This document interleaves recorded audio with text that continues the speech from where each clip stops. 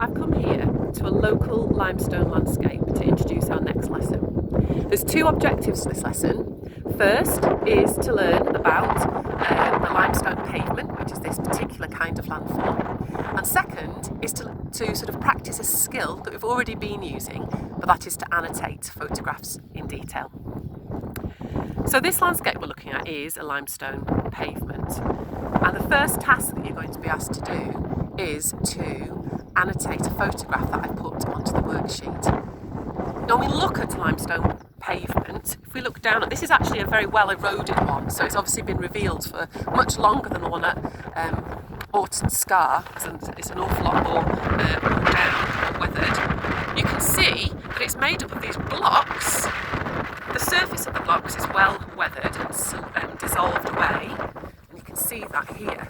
This surface pool of water, which will be slightly acidic, and the slightly acidic water dissolves away the calcium carbonate and it sort of evaporates. This one's a little bit more evaporated, and then the calcium carbonate that's precipitated out when the water evaporates just gets blown away. Here you can see these solution hollows there seem to be a little bit worn away, and there's some a little bit of powdery calcium carbonate. But the features that we're going to be labelling on these photographs, so all of the limestone pavements have similar features. The first is the surface here, and we call those clints. And those are like the pavements, like the pavement blocks that you can walk on. It's really cool up here actually, it's quite good fun jumping from all these blocks. The second thing that you can see are the gaps in between. And these gaps used to just be simple cracks, or as we know now, joints. And over time they've been dissolved wider and wider, and we call these the grikes. Now these grikes create wonderful habitats for particular kinds of plant species here growing down the grikes, which is the only place that there's any soil. There's no soil on the surface, as you can see, so no plants can grow on top.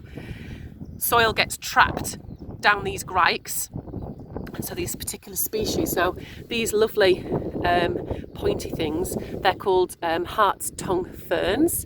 You'll also have other types of ferns living down there, shady, moist.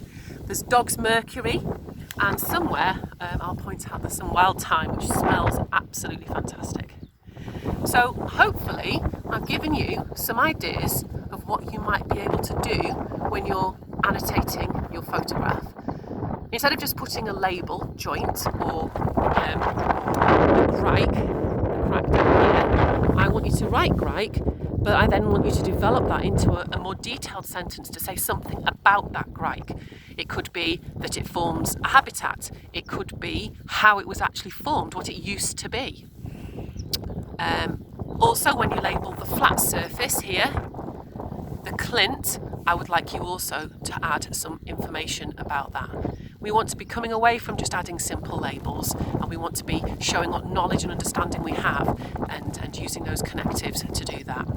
Okay, so off you go with that.